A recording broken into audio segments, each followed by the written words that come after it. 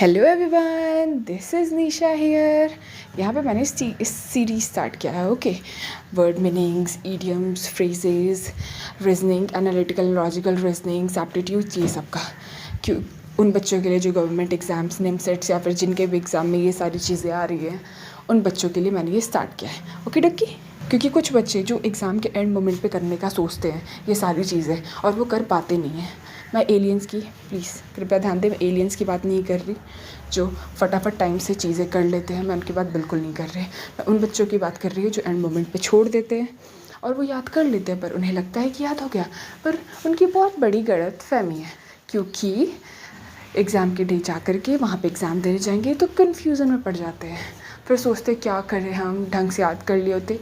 तो उन्हें अफसोस नहीं खाने देना है हमें, इसीलिए हम ये स्टार्ट कर रहे हैं। ओके, यहाँ पे हम ये सीरीज़ जिसमें पाँच word meaning, idioms, phrases, vocabulary reasoning, aptitude, ये सबका 5-5 क्वेश्चन पर डे करवाएंगे। स्पीड में कर लेना है और कुछ टेंशन का बात नहीं है, फटाफट हो जाएगा। आप सब मेरे भाई बहन की तरह सही बोल रही हो, आए हो पढ़ने, वर्थ इट बना लो इसे, क्योंकि कोई फ़ायदा नहीं है टाइम वेस्ट करके। 5-6 मिनट आप कहीं और बर्बाद करते वो ज़्यादा अच्छा होता, पर आप यहाँ आए हो तो ऑफकोर्स सही जगह पे टाइम लगा लो ना।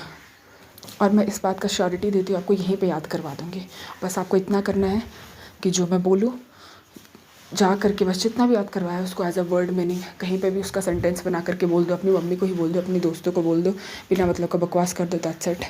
और सब यहीं पे याद करके जाओ, ठीक है। ये सब फालतू चीज़ें है, बिना मतलब का इसका टेंशन नहीं रखना है कि ओ याद करना है, मुझे याद करना है। एक आधे घंटे का काम है, 15 मिनट का काम है, बस फटाफट कर लो। 2x की स्पीड में देखो, वैसे मेरा आवाज़ खुद का 2x की स्पीड में लगता है मुझे चलता है। माफ़ करना, मैं खुद चाहती हूँ कि शॉर्ट बनाओ इस चीज़ को, पर लंबा होता जा रहा है, मैं क्या करूँ। पर समझाने के लिए बोल रही हूँ, ठीक है, समझ जाओ। ओके, तो अच्छे से पढ़ाई करो, अच्छे से करो, ऑल द बेस्ट। सो अब हम स्टार्ट करते हैं। तो बोलो, हाउ इज़ द जोश।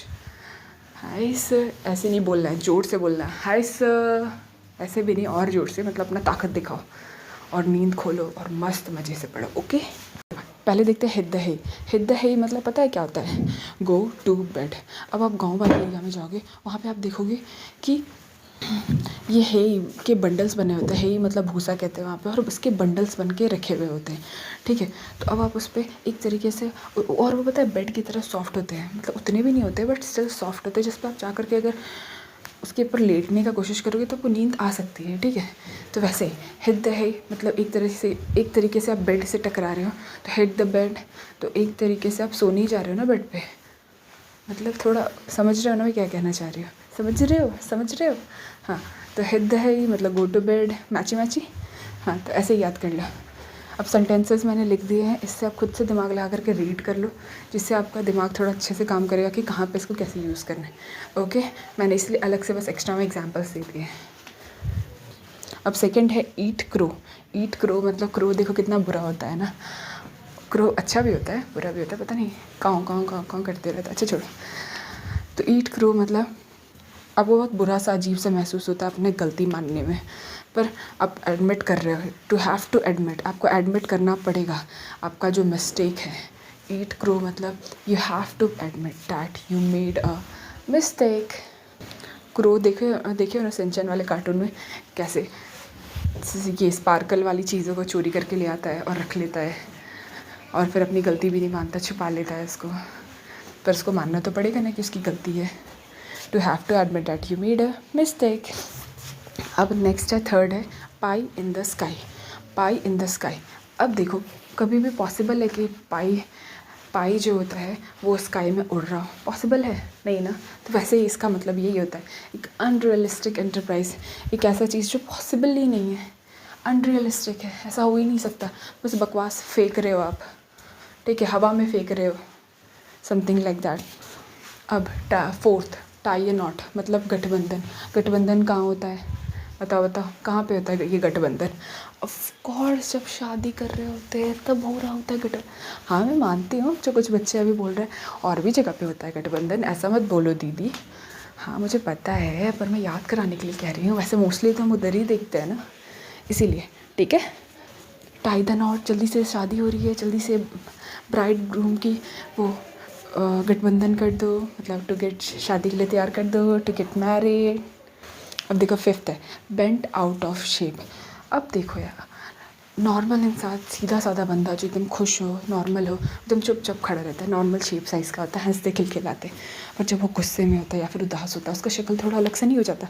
गुस्से में रहता है तो आँख बड़ी बड़ी है, नाक छोटी छोटी, अजीब सा चेहरा। और जब उदास होता है तो मुँह नीचे की तरफ हो जाता है, उल्टा मून बन जाता है, समथिंग लाइक दैट। हाँ, समझ रहे हो ना, समझ रहे हो? हाँ, अच्छी बात है। तो आउट ऑफ शेप हो रहा है ना, बेंट आउट ऑफ शेप। तो भाई किसी बात को लेकर के अपसेट फील करना और एनॉयड फील करना रिलेटेड टू समथिंग। एनॉयड मतलब ही पता नहीं क्या होता है, किसी बात को लेकर के बुरा मान जाना, गुस्सा हो जाना। वही एग्रीगेटेड, सब एक ही चीज़ है, ठीक है। बुरा मान जाना, गुस्सा लग जाना, कोई बात बुरी लग जाना, ठीक है। एनॉयड हो रहे हो तुम इससे, बोलते ना शी इज़ ऑलवेज अनोइंग मी, हमेशा मुझे इरिटेट, परेशान, गुस्सा दिलाती रहती है। समझ रहे हो?